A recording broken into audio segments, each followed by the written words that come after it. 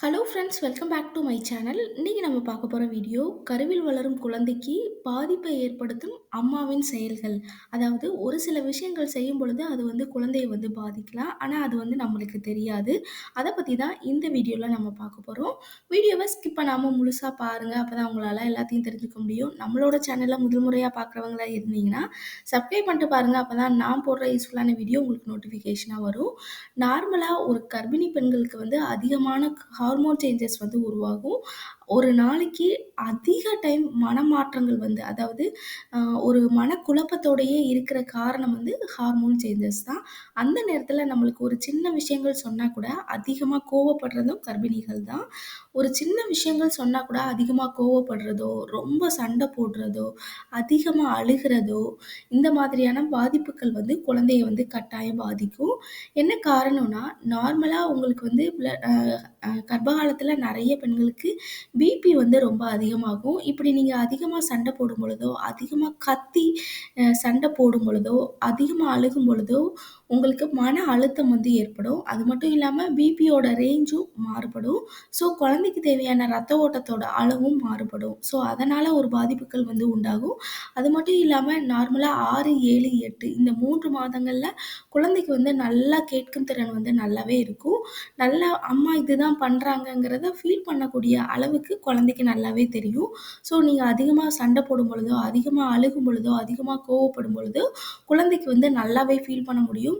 So குழந்தையோட மனநிலையும் அப்படிதான் இருக்கும். வெளியில வந்தா கூட அதால ஈஸியா எதையும் பாசிட்டிவா நம்மளால மூவ் பண்ணவே முடியாது. அதுவும் ஒரு சின்ன விஷயங்கள் சொன்னா கூட குழந்தை அழுக ஆரம்பிக்கும். அதால ஒரு சின்ன விஷயத்த கூட தாங்கவே முடியாது. என்ன காரணம்னா, நீங்க அந்த மாதிரி இருக்கிறதுனால.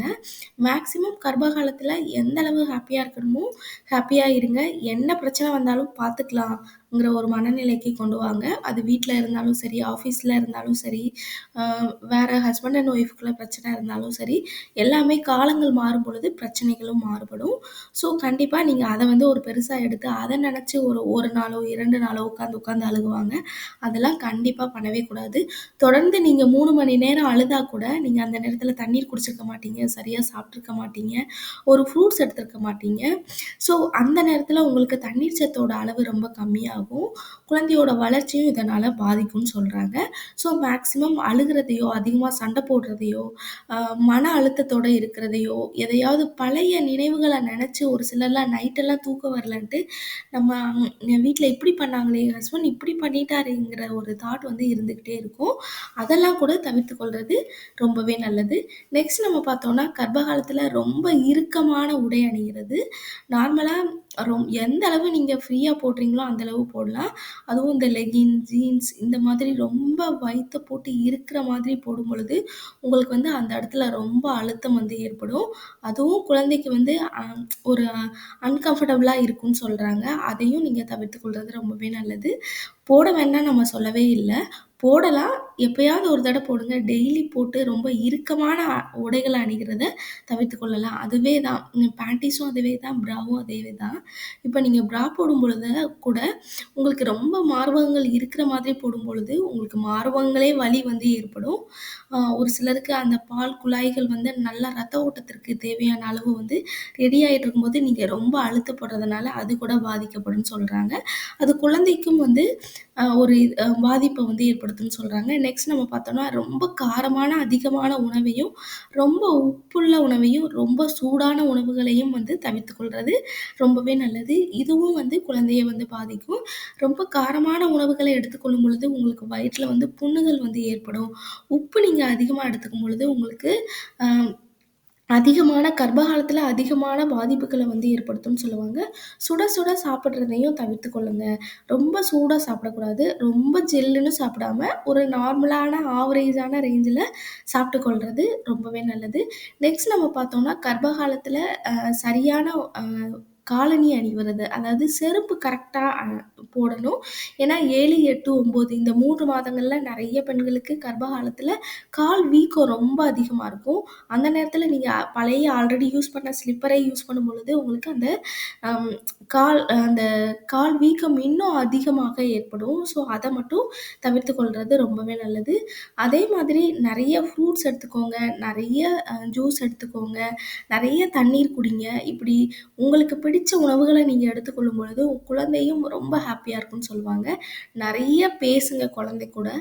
நெறைய புக்கு சத்தமா ரீட் பண்ணுங்க. ஒரு சிலர்லாம் நெறைய ஃபோன் பேசுவாங்க. நெறைய அம் இது பண்ணுவாங்க. ஃப்ரெண்ட்ஸ்க்கு கால் பண்றது, அவங்களுக்கு கால் பண்ணி பேசுவாங்க. அப்படியெல்லாம் இல்லாம நெறைய புக்கு நல்ல சத்தமா ரீட் பண்ணுங்க. அதே மாதிரி இப்ப ஹஸ்பண்ட் அண்ட் ஒய்ஃப் 2 பேருமே வந்து குழந்தை கூட பேசணும்னு சொல்லுவாங்க. நீங்க மட்டும் இல்லாம ஹஸ்பண்டையும் பேச சொல்றது, இன்னுமே குழந்தை ரொம்ப ஆக்டிவா இருக்கும்னு சொல்லுவாங்க. அதே மாதிரி இப்பவே நம்ம பாசிட்டிவா சொல்லும்போது, இன்னும் ரொம்ப ஆக்டிவா இருக்கும்னு சொல்லுவாங்க. அ நம்ம வீட்ல வந்து பெட் அனிமல்ஸ் வந்து கண்டிப்பா வளர்ப்போம். பூனையா வளர்ப்போம் அல்லது நாய் வளர்ப்போம். அதெல்லாம் கர்ப்ப காலத்துல இந்த மடியில தூக்கி வச்சு கொஞ்சுறது, இதெல்லாம் வந்து செய்வாங்க. அத மட்டும் தவிர்த்துக் கொள்றது ரொம்பவே நல்லது. கர்ப்ப காலத்துல மட்டும். ஏன்னா, அதுல இருக்கிற முடியிலருந்து ஒரு சில தொற்றுக்கள் வந்து பரவும். அந்த மாரி சொல்றாங்க. அது எந்த அளவு உண்மைன்னு தெரியல. ஆனா, நம்ம அதெல்லாம் தவிர்த்துக் கொள்றது ரொம்பவே நல்லது. நெக்ஸ்ட் நம்ம பார்த்தோம்னா, கர்ப்ப காலத்தில அதுவும் 7 மாதங்களுக்கு அடுத்து ரொம்ப லாங் ட்ராவல் பண்றது, அது மட்டும் இல்லாம இந்த டூர் போறது, இந்த மாதிரி எல்லாம் கூட தவிர்த்துக் கொள்றது ரொம்பவே நல்லது. ஏன்னா, நீங்க ரொம்ப அதிகமா ட்ராவல் பண்ணும்போது கால வந்து தொங்கப்பட்டுக்கிட்டே உட்காருவீங்க. அப்படி உட்காரும் பொழுது உங்களுக்கு கால் வீக்கம் வந்து ரொம்பவே அதிகமாகும்.